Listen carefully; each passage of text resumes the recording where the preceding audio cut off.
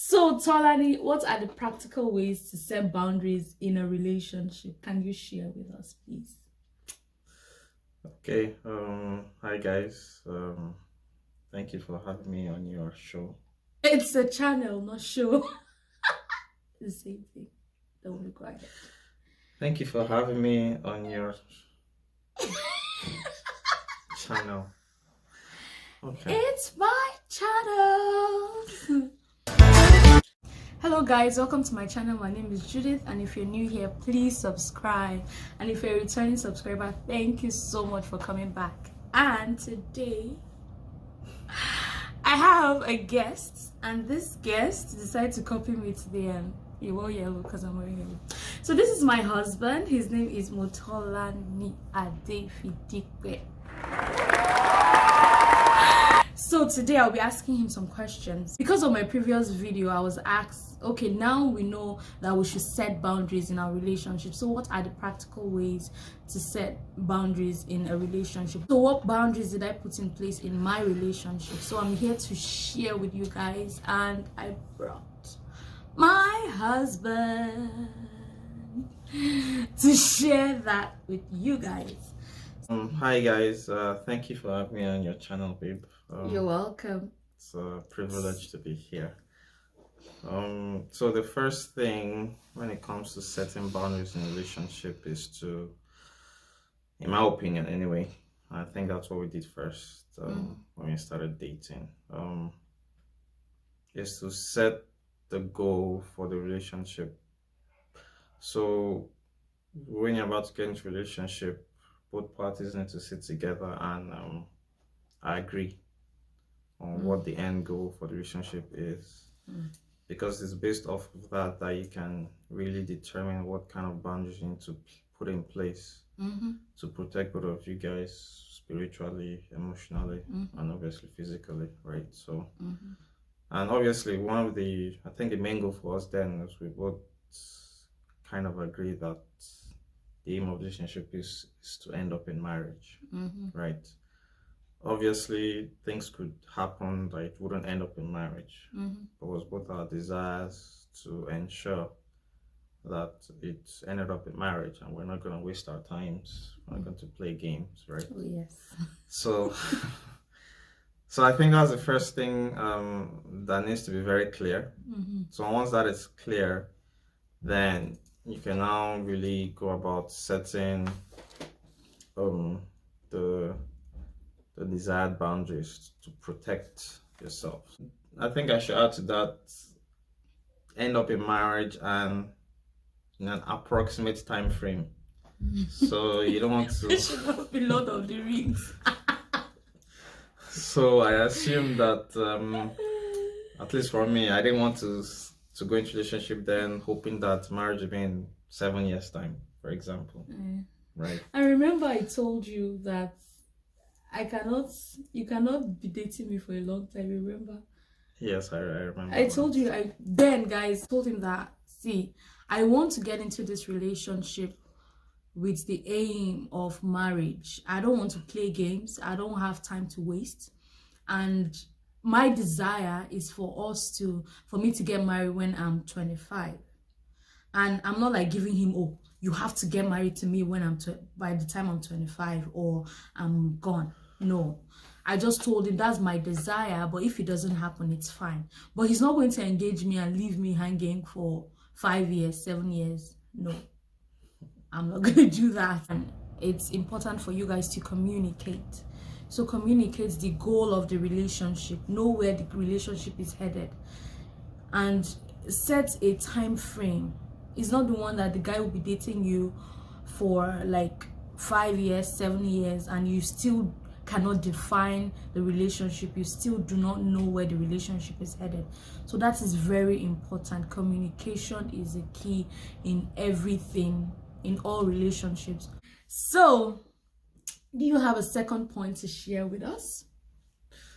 So once both parties agree on what the end goal is, so I think the first thing to put in place is physical boundaries, right? So what is acceptable in terms of touching and what is not acceptable. is hugging allowed? Is kissing allowed? Is holding hands allowed? Right? And I guess related to that is if each person can spend the night over in the other person's house. So those are boundaries that need to be discussed, right? And I guess also related to that is what should I say? What time of the day is the cutoff point for visitation? And even if you visit, for example, if you visit and you guys start watching, let's even assume you visit during the afternoon, for example, or you both start watching a movie where there is a Sexual scene. where there's a hot romantic 50 Shades scene. of Grey. Flee. Okay. So that will also probably not be a good idea, right? Or similar to that as well is certain types of music can set the tone, right? So I mean, I guess it's more like I don't think we're actually going through the boundaries. I guess we're just going through the questions that need to be answered, Yes. kind of, right? So yeah, but it's kind of boundary because you talked about physical boundaries. So what is accepted and what is not accepted? yeah, If kissing is allowed, if touching is allowed, and if staying over the night is allowed. Because I remember when we were dating, and Tolani literally, like, all the movies we'll see, he will go through them. He will do everything just to make sure that there was no sexual scene or there's nothing that that will trigger any emotion, any sexual emotion. He will make sure that all those things, those movies are free from all those things before we can even see that movie. And at first I was like, do you have to do all these things? Like, you can just fast forward that scene, right?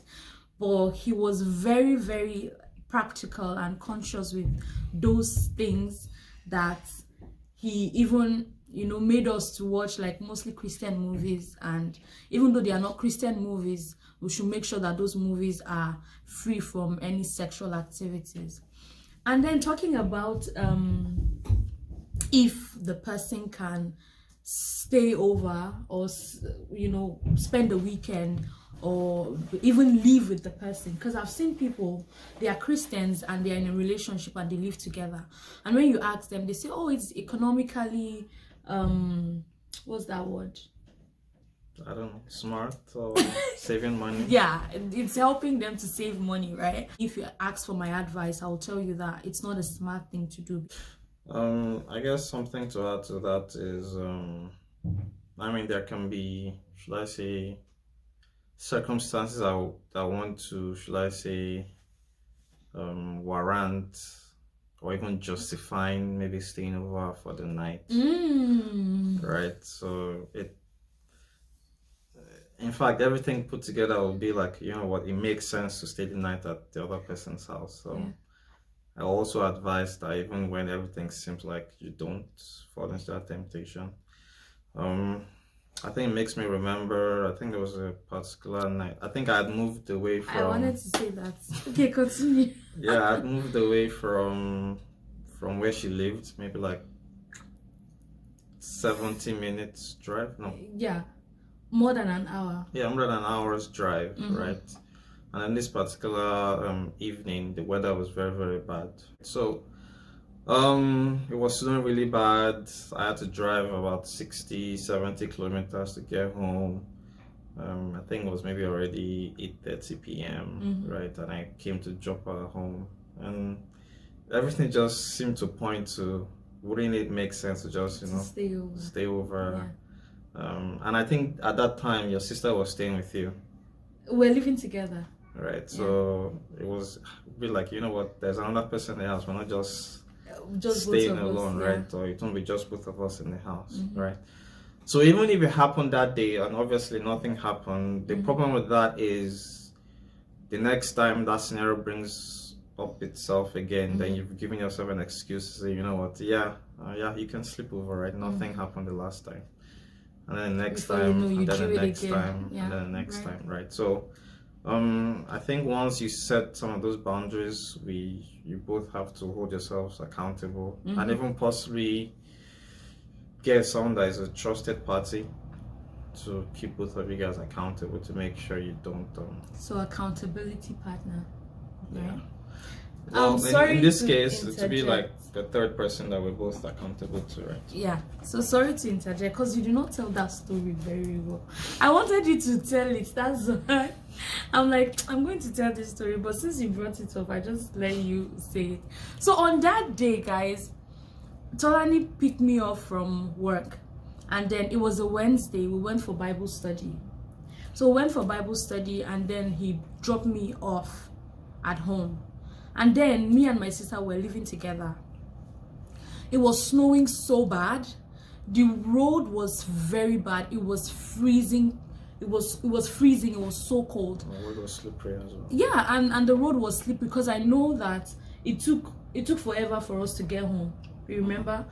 And then, you know, he will have to drive like more than an hour, and he comes every day. He drives every day from where he was living to where I'm living, because that's where he works. The city I'm living, that's where he was working then. And then we told him, like, it won't make sense, like, it's past 8 and you would drive in this bad weather home and then you come back again. So why not just sleep over? And he was like, no. And I'm like, yo, nothing is gonna happen, right? Like, my sister is here and we have 2 rooms, and you can, if you don't want to sleep in my room, because I never sleep in my room anyways, I always like to sleep in my sister's room. The living room is there, you can sleep there. But he said no. He stood his ground, guys. This brother was, you know. He said he's not going to sleep over, and I'm like, okay. I wasn't doing it like, I was doing it out of pity, right? Because I'm like, why will you have to drive more than an hour to go and then come back again, and you have little or no time to even relax or to just, you know, unwind from the previous day. So yeah, so even though all circumstances seemed like to justify you staying over, please avoid it, guys. Flee from every appearance of evil. Yeah, so do you have another point to tell? Oh, you spoke about accountability partner, right? So have someone you're accountable to, someone that, you know, just someone that can just wake you up at night and just tell you, oh, what's up, what happened, how is your relationship going? Someone you can trust, you can talk to, you can, you know, open up to and tell him or her what you're going through in your relationship. Because if you don't, and God forbid when you fall into sin, sexual sin in this context, then there's no one that can scold you. There's no one that can bring you back to the right path, you know. So it's very, very important to have accountability partner. And I had one as well, and you had one. Did I? I don't know. I should be asking you. I think my accountability partner was your accountability partner as well, right? Yeah, because we're always reporting to that person. Yeah. So guys, you don't have to have one, you can have separate, because we were going to the same church and that's where we met. That should be the next video. Yeah, so that's why we had the same accountability partner. So what else do you have for us today, Otolan? So I think this is more for the ladies, so to say, especially from the emotional aspect, right? And it kind of feeds into whether you're staying over or you're staying at the guy's house or not, right? But I still think it's a possibility where you could get your emotions, should I say, burned, so to say, when you go beyond certain boundaries, right? So, for example, I mean, we come from a culture where ladies are expected to, take over certain domestic chores, right? So, a scenario where you go to the guy's house, let's even assume you just went to visit, right? You're not staying over, but you go to the guy's house, you go to his room, you lay his bed, Do his laundry. you do his laundry, Husband privilege. you cook all his food, shit. and then you do it often and you do it all the time, and then gets to the point where he now expects you to do it and even starts getting angry when you don't do it, right? So, well, some people do, right? So the point is, like I said, let's assume that nothing physical is going on in that relationship. The lady is just doing it from, shall I say, goodwill. the enormity of her heart. Right? So let's say that she likes doing it. She's just, outwardly showing love for A man. a man or a husband to be, so to say, right? Who made it so? Let's even assume that that's the case.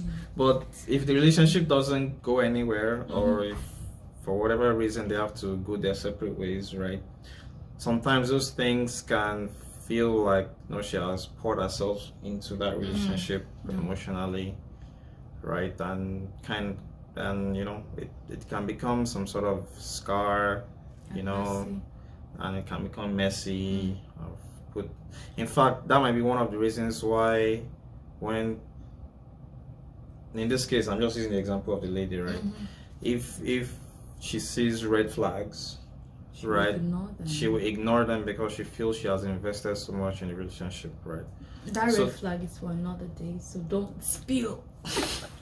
So it's important that, yes, show love to your man to be or woman to be, but I think there's certain things that you should just keep for yourself, so to say, and let it. At least that's my opinion, anyway. I don't know if others have contrary opinions to that, because I think that's part of the things that makes both parties look forward to marriage, right?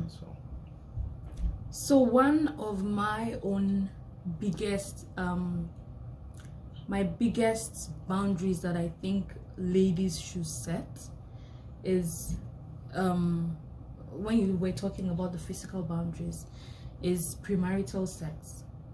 I'm against premarital sex, and anytime I'm advising anyone that wants to hear my own opinion, I always say that it should just be a no-go area, because when you start getting intimate with a guy, and then you start to build soul ties, you start to build like this bond, and especially for the girl, when you sleep with a guy, it's like a part of you has left you, right? And then you feel like the guy has taken something that you can't get back, and when you guys eventually break up, you now feel like, oh, this guy has cheated you. That's when you hear ladies will be saying, oh, after all I've done for you.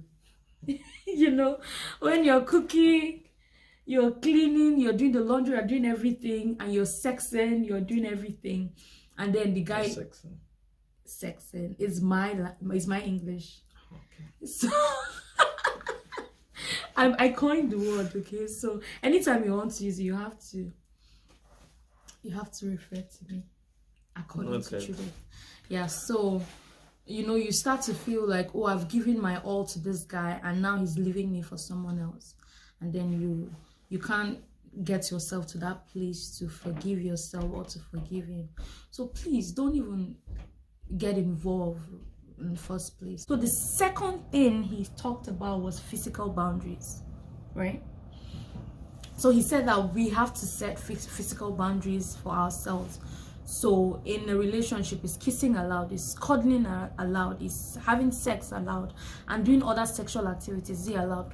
For me, growing up, my mom always emphasized on having sex, she always says, oh, you shouldn't have sex before you get married, you must not have sex before you get married. I was keeping myself because my mom told me so, not because, you know, I wanted to please God or anything. And it was later when I started developing my own relationship with God that I changed my perspective, and I decided to, okay, I want to do this because God has said in his word that we should do that. That's why, you know, I decided to, you know, to keep myself. And then I didn't even see sexual activities as sin. The only thing I saw as sin then was, you know, just having sex, you know, doing the main thing. It's the main thing, it's not the main thing. And all those things lead to it, I mean. Anyway, so I didn't see all those sexual activities as sin. But later on, as I begin to learn, relearn, and, you know, unlearn the things I've learned in the past, I begin to understand why it's very important for us to set these boundaries and to abstain from all the sexual activities, you know, before marriage. You know, some people will tell you that kissing is nothing, but to me, it's something, because you cannot be kissing someone and not try to explore the person's body, right? Before you know, touching starts, before you know. And now, sexual sin is not just about committing the act. Yeah. Once you think about it, you've already committed it, right? So just flee from every appearances of evil, guys. The way Joseph fled, guys, you need to flee. So the third one you talked about was emotional boundaries, setting emotional boundaries. And he talked about, you know, how the girl will invest in the guy. We use the girl because it's my channel. Yeah. So how the girl will invest in a guy, and then maybe the guy eventually leaves, and she feels like, oh, after all I've done for you, after me investing in you. Yeah. And please, ladies, don't think that, well, this goes to the guys as well. Ladies, don't think that because you cook for him, because you do all those things for him, giving him all the husband privileges, you think that he's obligated to marry you. No, he's not. Please don't even start to begin with. Don't even put yourself in that situation that you end up regretting. If it leads to marriage eventually, that's good for you. But what if it doesn't? You know, sometimes we try to see, maybe for example, a guy that is suffering from pornography, masturbation, and all those things, and you'll be like, okay, I'm trying to change this guy. You want to give him emotional support, you're trying to pray for him, you're trying to do this, when the right thing to do is for him to seek counsel, for him to seek therapy if he needs to, you know, professional help. To take a break from relationship. Yes, and to take a break from that relationship. But you feel like, oh, you know, when I give him all this love, all this support, I can change him. No, honey, you can't change nobody. The only person that can change someone is God. And only if the man or the woman, if the person is willing to change, that's the only time that the person can change. So please, don't try to, you know, be the Lord and Savior over someone's life. You can't. Our last point is constantly ask God for help, because you can't do it on your own. You cannot, because even the Bible says that he who thinks he stands, let him take heed lest he falls. That's 1 Corinthians 10:12.